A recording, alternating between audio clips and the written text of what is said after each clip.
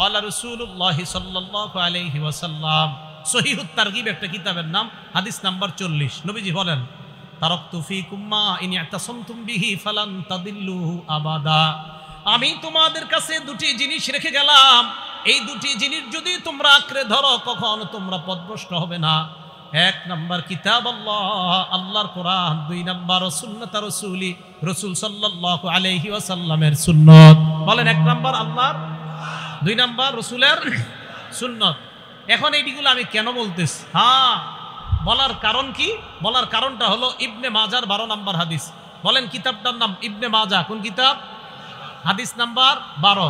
নবীজি সাল্লাল্লাহু আলাইহি সাল্লাম বলেন, ইউশিকুর রাজুলু মুত্তাকিয়ান আলা আরিকাতি, এমন একটা জামানা আসবে যেই জামানায় মানুষ সিংহাসনের মধ্যে ভাব নিয়ে বসবে, সিংহাসনের ভাব নিয়ে বসা থাকবে।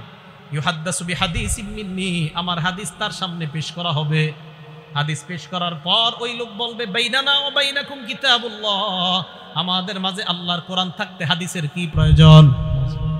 কোরআন থাকতে হাদিসের, এইটা বলার জন্য আমি এতগুলা কথা বলছি। নবীজিকে যা, নবীজি আমাদেরকে যা দিবে আমরা গ্রহণ করবো, ওয়াদা করছি। এখন হাদিস কে দিছে? আরে হাদিস কে দিছে? নবীজি। আমাদেরকে হাদিসগুলা কে দিয়েছেন?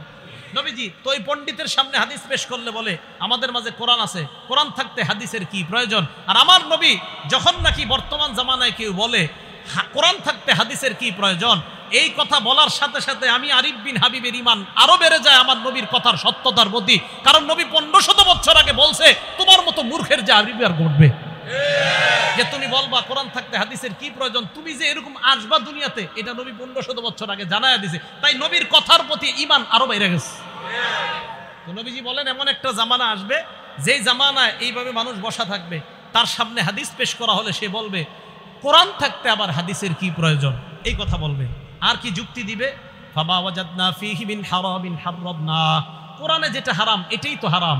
ওয়া মা ওয়াজাদনা ফীহি মিন হালালিন ইস্তাহলালনা, কোরআনের হালালকে হারাম হালাল মানলাম। আচ্ছা বলেন তো, আমরা মুসলমানরা কোরআনের হারামকে হারাম মানি কিনা? কোরআনের হালালকে হালাল মানি কিনা? তো ওই লোক যুক্তি দিয়ে আপনারে বুঝাবে কোরআনের হারামকে হারাম মানি, কোরআনের হালালকে হালাল মানি, হাদিসের কি প্রয়োজন, এই যুক্তি আপনাকে দিবে। তখন আপনি পাল্টা প্রশ্ন করবেন, ভাই কোরআনের মধ্যে আছে রুকু করো, কোরআনের মধ্যে আছে সিজদা করো। ইয়া আইয়ুহাল্লাযীনা আমানুর কাউ, হে ঈমানদারগণ তোমরা রুকু করো, ওয়াসজুদু সিজদা করো। কোরআনের মধ্যে নাই 4 রাকাত যোহর পড়ো, এটা কোরআনে। ফজর 2 রাকাত ফরজ, এটা কোরআনে নাই। আসর 4 রাকাত ফরজ, এটা কোরআনে নাই। মাগরিব 3 রাকাত ফরজ, এটা কোরআনে নাই। এশা 4 রাকাত ফরজ, এটা কোরআনে নাই। কোরআনে আছে নামাজ পড়ো, কোরআনে আছে রুকু করো, কোরআনে আছে সিজদা করো। হাদিসের মধ্যে আছে নামাজ এইভাবে পড়ো, হাদিসের মধ্যে আছে ফজর এইভাবে পড়ো। অতএব শুধু কোরআন আর শুধু হাদিস, একটা বাদ দিয়ে আরেকটা মানার নাম মুনাফিক মার্কা ঈমানদার। তাহলে কোরআন হাদিস একটা বাদ দিয়ে আরেকটা না, উভয়টা। মাশাআল্লাহ, তো বুঝে আসছে। কোরআনে আছে রুকু করো, কিন্তু কিভাবে করবেন এটা কোরআনে নাই। কোরআনে আছে সিজদা করো, কিভাবে সিজদা করবেন এটা কোরআনে নাই, এটা হাদিসে আছে।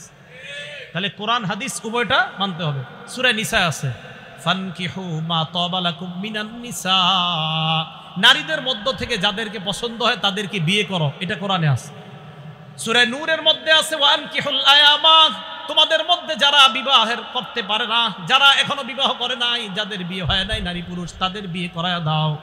সূরা নিসা আছে বিয়ে করো, সূরা নূরে আছে বিয়ে করাও। কিভাবে বিয়ে করাইবা এটা কোরআনের কোথাও লেখা নেই।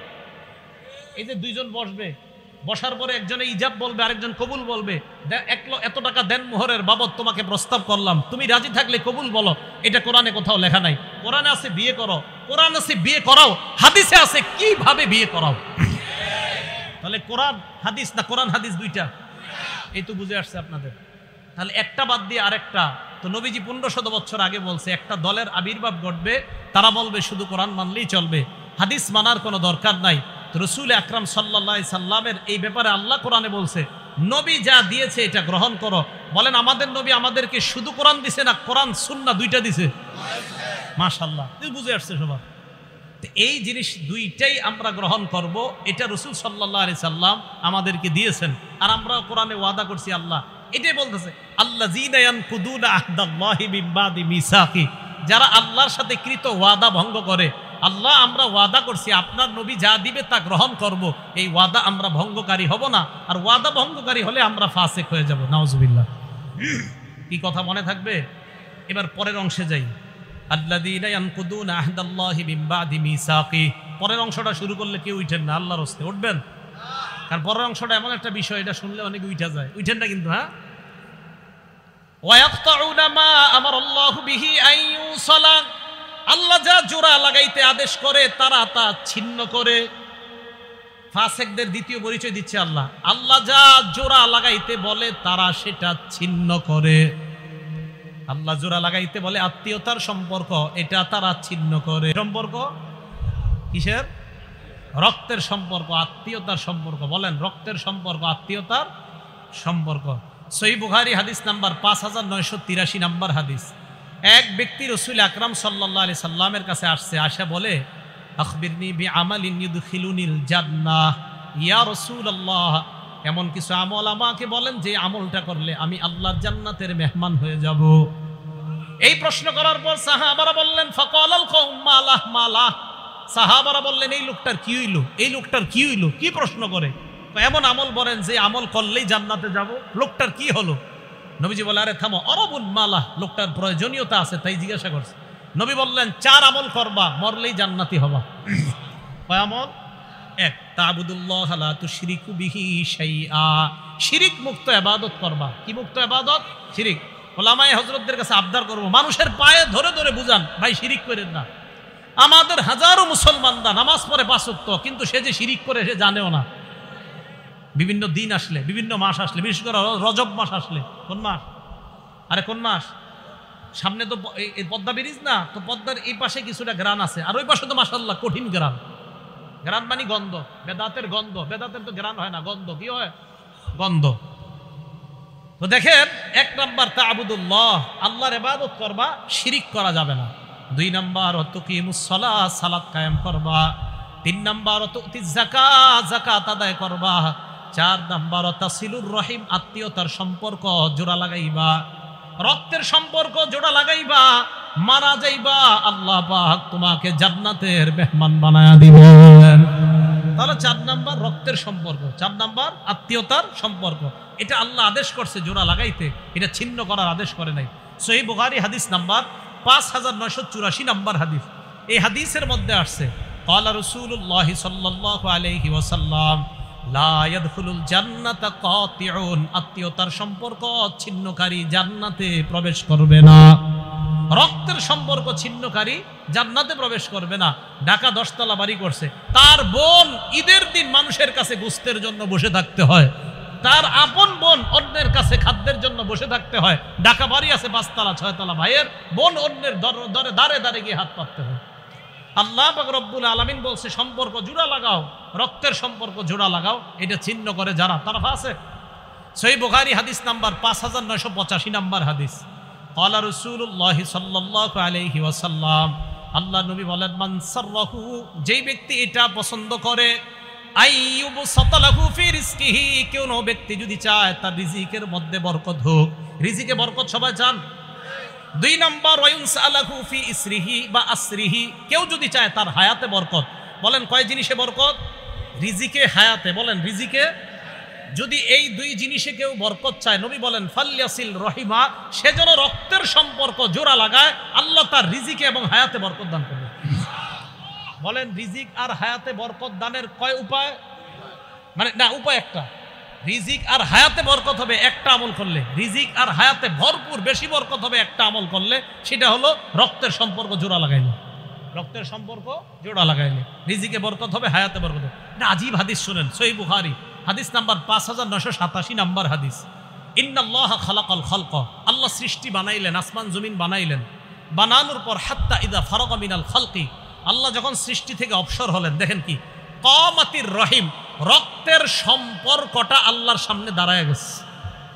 আরে আমি আপনারা কিন্তু সম্পর্ক, এটা কেমনে দাঁড়াইছে আল্লাহ জানে। দাঁড়াইছে, দাঁড়ানোর পর আল্লাহকে বললেন আল্লাহ হাজা মাকামুল আইজি বিকা মিনাল কাতিআ, আল্লাহ রক্তের সম্পর্ক যারা ছিন্ন করে তাদের থেকে পানা চাওয়ার আপনি তো শ্রেষ্ঠ জায়গা, তাই আমি আপনার সামনে দাঁড়াইলাম। আল্লাহ বললেন আমা তারদাইনা আন আসিলামান ওয়াসালাক, তুমি কি সন্তুষ্ট না যারা তোমাকে রক্ষা করবে? আমি ওয়াদা করলাম, আমি আল্লাহ তাদেরকে রক্ষা করার ওয়াদা করলাম। রক্তের সম্পর্ককে আল্লাহ বললেন ভাই ভাইকে যদি সম্পর্ক রক্ষা করে, ভাই বোনের সম্পর্ক যদি রক্ষা হয়, রক্ত আর আত্মীয়তার বন্ধন যদি রক্ষা হয়, আমি আল্লাহ ওই ব্যক্তিকে রক্ষা করব। এরপরেরটা কি কইছে? ওয়া আক্তাআ মান কাতাআক, তোমাকে যারা ছিন্ন করবে আমি আল্লাহ তাকে ছিন্ন করব। আত্মীয়তার সম্পর্ক যে ছিন্ন করবে আমি তাকে ছিন্ন করব। আল্লাহ আমাদের সকলকে আত্মীয়তার সম্পর্ক জোড়া লাগানোর তৌফিক দান করেন। অনেকে প্রশ্ন করে, হুজুর আমার আত্মীয় যদি আমার সাথে খারাপ ব্যবহার করে আমি কি করব? করে না? জবাব আসতেছে, আগে শুনেন। সহিহ বুখারী হাদিস নাম্বার 5990 নাম্বার হাদিস। ক্বালা রাসূলুল্লাহ সাল্লাল্লাহু আলাইহি ওয়াসাল্লাম, আল্লাহ নবী বলেন ওয়ালাকিন লাহুম রাহিমুন আবুল্লু বিবালালিহা, নবীজি বলেন আত্মীয়তার সম্পর্কের একটা রস আছে। আত্মীয়তার সম্পর্কের যে রস, এই রসের মাধ্যমে আত্মীয়তার সম্পর্ককে আমি প্রাণবন্ত করে রাখি, সজীব করে রাখি। রক্তের সম্পর্ককে আমি সজীব করে রাখি, প্রাণবন্ত করে রাখি সব সময়। এবার প্রশ্নের উত্তর নেন। যারা বলেন হুজুর আমার বোন তো আমার সাথে কথা বলে না, আমার ভাই আমার সাথে কথা বলে না, আসেনি এই অভিযোগ? হ্যাঁ, এখন তাদের অভিযোগের জবাব নবীজি দিয়ে দিছে, আমি কি দিব? সহিহ বুখারী হাদিস নাম্বার 5991 নাম্বার হাদিস। ক্বালা রাসূলুল্লাহ সাল্লাল্লাহু আলাইহি ওয়াসাল্লাম, আল্লাহ নবী বলেন লাইসাল ওয়াসিলু বিল মুকাফি, কয় শুধুমাত্র আমি আমার ভাইয়ের সাথে সম্পর্ক জোড়া লাগাইলাম এটার নামে আত্মীয়তার সম্পর্ক রক্ষাকারী এমন না। এটা তো আত্মীয়তার সম্পর্ক রক্ষা হচ্ছেই। নবীজি বলেন প্রকৃত আত্মীয়তার সম্পর্ক রক্ষাকারী ওই ব্যক্তি, ওয়ালাকিনিল ওয়াসিলুল্লাযী ইযা কুতিআত রাহিমুহু ওয়াসালাহা। নবী বলেন প্রকৃত আত্মীয়তার সম্পর্ক রক্ষাকারী ওই ব্যক্তি, যখন আত্মীয়তার সম্পর্ক কেউ ছিন্ন করে ওই ব্যক্তি আগে বেড়ে সেটাকে রক্ষা করে। আপনার বোন আপনার সাথে কথা বলে না, বাস না বলুক, আপনি আত্মীয়তার সম্পর্ক রক্ষা করেন। আমি আপনাদেরকে একটা বাংলা বলে যাই, আপনি দেখবেন আপনার ভাইয়েরা বোনেরা আপনারে ঠকাইতেছে, আপনি বুঝতেছেন, এরপরেও আপনি তাদের সাথে সুন্দর সম্পর্ক রাখতেছেন কেন? যে নবী বলছে আত্মীয়তার সম্পর্ক ঠিক রাখতে। আপনি দেখবেন 2, 4, 5, 10 মাস পরে আপনি খোঁজ নিয়ে দেখবেন তাদের সবার চাইতে আপনি ভালো আছেন। দেখেন, যদিও আপনি বাহ্যিকভাবে দেখতে একটু হেরে যাচ্ছেন, বাহ্যিকভাবে আপনি একটু ফেল হয়ে যাইতেছেন, তাদের চেয়ে দেখা যাচ্ছে আল্লাহ আপনাকে ভালো রাখবে, এই কথা মনে রাখেন। তাহলে আত্মীয়তার সম্পর্ক এটাকে বলা হয় প্রকৃত, যে কেউ যদি ছিন্ন করে তার সাথে সম্পর্ক রক্ষা করা। আর আত্মীয়তার সম্পর্ক ছিন্ন করা মানে ফাসেক হওয়া, আত্মীয়তার সম্পর্ক ছিন্ন করা মানে জাহান্নামে যাওয়া। আল্লাহ হেফাজত করেন। মুসলিম শরীফের হাদিস, জান্নাতুল ফেরদাউসের উপরে হলো আরশ। সুবহানাল্লাহ। হাদিসে আসছে আল ফিরদাউস আলা জান্নাহ, জান্নাতুল ফেরদাউস হলো জান্নাতের সবচেয়ে উঁচু জায়গাটা। এই হাদিসের মধ্যে নবী বলেন ওয়ামিন ফাওকিহা আল আরশ, জান্নাতুল ফেরদাউসের উপরে হলো আরশ। এবার মুসলিম শরীফের হাদিস শোনেন, আর রহিমু মুআল্লাকাতুন বিল আরশ, রক্তের সম্পর্কটা এই এখনো আরশের সাথে ঝুলে রয়েছে। এইভাবে ঝুলে ঝুলে রক্তের সম্পর্ক আর আত্মীয়তার সম্পর্ক বলতে থাকে, মান ওয়াসালানি ওয়াসালাহুল্লাহ, আমাকে যারা রক্ষা করে আল্লাহ যেন তাদেরকে রক্ষা করে। অমান কাতানি কাতাহুল্লাহ, রক্তের সম্পর্ক ঝুলে ঝুলে বলে আমাকে যারা ছিন্ন করে আল্লাহ যেন তাদেরকে ছিন্ন করে দেয়। রক্তের সম্পর্ক আরশের সাথে ঝুলে ঝুলে বলে আমাকে যারা রক্ষা করে আল্লাহ যেন তাদেরকে রক্ষা করে, আমাকে যারা ছিন্ন করে আল্লাহ যেন তাদেরকে ছিন্ন করে। আল্লাহ আমাদের সকলকে রক্তের সম্পর্ক রক্ষা করার তৌফিক দান করে। আবু দাউদ শরীফ হাদিস নাম্বার 4902 নাম্বার হাদিস। নবীজি সাল্লাল্লাহু আলাইহি সাল্লাম বলেন, মা মিন আজদারু আইয়ু আজ্জিলাল্লাহু লি সাহিবিহিল উকুবাতা ফিদ দুনিয়া ওয়া মা ইয়াদখিলু লাহু ফিল আখিরাহ মিসলুল বাগী ওয়া কাতিআতির রাহিম। রাসূল সাল্লাল্লাহু আলাইহি সাল্লাম বলেন, কোন অপরাধ এত ভয়ঙ্কর না, রক্তের সম্পর্ক ছিন্ন করা এত ভয়ঙ্কর অপরাধ, আত্মীয়তার সম্পর্ক ছিন্নকারীকে আল্লাহ দুনিয়াতে তো শাস্তি দিবেই, আখিরাতেও যে তার জন্য কি ভয়ঙ্কর শাস্তি আল্লাহ প্রস্তুত করে রাখছে, অন্য কোনো অপরাধের জন্য এত ভয়ঙ্কর শাস্তি রাখছে কিনা নবী বলে আমার জানা নাই। এই অপরাধের জন্য আল্লাহ যেই পরিমাণ শাস্তি আল্লাহ প্রস্তুত করে রাখছে। তাহলে আত্মীয়তার সম্পর্ক ছিন্নকারীকে দুনিয়াতেও শাস্তি দিবে, আখিরাতেও শাস্তি দিবে। আবু দাউদ শরীফের হাদিস। সহিহ বুখারী হাদিস নাম্বার 6138 নাম্বার হাদিস। বলেন আল্লাহরে বিশ্বাস করি কারা কারা? হাত উঠায় রাখেন, বিশ্বাস করি সবাই। তাহলে হাত উঠায় হাদিসটা শুনেন। ক্বালা রাসূলুল্লাহ সাল্লাল্লাহু আলাইহি ওয়াসাল্লাম, মান কানা ইউমিনু বিল্লাহি ওয়াল ইয়াউমিল আখির, রাসূল সাল্লাল্লাহু আলাইহি সাল্লাম বলে যে আল্লাহ বিশ্বাস করে, করি তো, এবং আখিরাত বিশ্বাস করে, করি, ফালইয়াসিল রহিমা, সে যেন আত্মীয়তার সম্পর্ক রক্ষা করে। হাত উঠায় রাখেন। আত্মীয়তার সম্পর্ক রক্ষা করা মানে আল্লাহরে বিশ্বাস করা। আত্মীয়তার সম্পর্ক রক্ষা করা মানে আখেরাত বিশ্বাস করা। তাহলে আমরা আল্লাহ মানি, আখেরাত মানি, তাহলে রক্তের সম্পর্ক ছিন্ন হয়ে থাকলে তার সাথে রক্তের সম্পর্ক জোড়া। আল্লাহ তৌফিক দান করেন। ভাই কথা বলে না, আপনি আগায় কথা বলবেন। বোন কথা বলে না, আপনি আগায় কথা বলবেন। আপন ভাই ভাইকে 40 বছর একজন আরেকজনের চেহারার দিকে তাকায় না, কত বড় ভয়ঙ্কর কথা। বাবা চাচার সাথে কথা বলে না দেখা ভাতিজাও চাচারে সালাম দেয় না। আরে এটা কেমন কথা? আপনার বাবা আর চাচার মধ্যে একটু দ্বন্দ্ব হয়েছে, এটা ভাই ভাইয়ের অভিমানের ব্যাপার। আপনি ভাতিজা চাচারে দেখলে সালাম না দিয়ে আরেক রাস্তায় কিভাবে যান? এটা কেন? এটা যেন না হয়। ইবনে মাজাহ 3251 নম্বর হাদিস, রাসূল আকরাম সাল্লাল্লাহু আলাইহি সাল্লাম বলেন, নিরাপদে কারা কারা জান্নাতে যাইতে চাও? নিরাপদে সবাই জান্নাতে যাইতে চাই? রাসূল আকরাম সাল্লাল্লাহু আলাইহি সাল্লাম বলেন, নিরাপদে যদি জান্নাতে চাইতে চাও কয়েকটা আমল করবা। ইয়া আইয়ুহান নাস আফশুস সালাম, হে মানুষ তোমরা সালাম দাও। ওয়া আতিমুত তাআম, তোমরা খাবার খাওয়াও। ওয়া সিলুল আরহাম, রক্তের সম্পর্ক রক্ষা করো। ওয়া সাল্লু বিল লাইলি ওয়ান নাসু নিয়াম, রাতের বেলা মানুষ যখন ঘুমায় তখন তাহাজ্জুদের নামাজ পড়ো। তাদখুলুল জান্নাতা বিসালাম, মরো আর নিরাপদে জান্নাতে প্রবেশ করো। সালাম দাও, 2 নাম্বার খাবার খাওয়াও, 3 নাম্বার আত্মীয়তার সম্পর্ক রক্ষা করো, 4 নাম্বার রাতের বেলা তাহাজ্জুদের সালাত পড়ো, নিরাপদে জান্নাতে প্রবেশ করো। কথা কি বুঝে আসছে সবার? তাহলে ফাসেক কারা? আল্লাযীনা ইয়ানকুদুনা আহদাল্লাহ, যারা আল্লাহর সাথে কৃত অঙ্গীকার ওয়াদাকে যারা ভঙ্গ করে। আর আল্লাহর ওয়াদা কি কি এই ব্যাপারে আমরা নবীজির বিস্তর অনেকগুলো আলোচনা করলাম। এরপরে ওয়ায়াকতাউনা মা আমারাল্লাহু বিহি আইয়ুসালা, আল্লাহ যা জোড়া লাগাইতে বলে এটা যারা ছিন্ন করে। 3 নাম্বার ওয়ায়ুফসিদুনা ফিল আরদ, যারা জমিনে ফাসাদ সৃষ্টি করে, শান্তির পরিবর্তে যারা অশান্তি সৃষ্টি করে, তাদেরকে আল্লাহ ফাসেক বললেন। শেষে আল্লাহ বলেন উলাইকা হুমুল খাসিরুন, তারা হলো ক্ষতিগ্রস্ত। ভাই আপনাদের কাছে হাত জোর করে আবদার, আমি আপনি মরার সময় আমার আপনার নামের পিছনে যেন ক্ষতিগ্রস্ত শব্দটা লেখা না হয়, আমার আপনার নামের পাশে যেন সফল ইমানদার লেখা হয়ে যায়। আজকে এই মুহূর্ত থেকে চেষ্টা করা, আল্লাহ সফল মুমিন বানায়া কবরে যাওয়ার সময়ও সফল মুমিন ঘোষণা করে আমার মৃত্যুটা দিয়ে আপনি আমাকে কবরে নিয়েন, এই দোয়া আল্লাহর কাছে করা। আল্লাহ পাক রব্বুল আলামিন আমাদের সকলকে সূরা বাকারার এই আয়াতের যে শিক্ষা, 1 নাম্বার আল্লাহর ওয়াদা ভঙ্গ না করা, 2 নাম্বার রক্তের সম্পর্ক ছিন্ন না করা, 3 নাম্বার পৃথিবীতে অশান্তি সৃষ্টি না করা, এই অপরাধগুলো থেকে যেন বেঁচে থাকতে পারি, আল্লাহ তৌফিক দান করেন। আমিন। ওয়া আখিরু দাওয়ানা আনিল হামদুলিল্লাহি রাব্বিল আলামিন।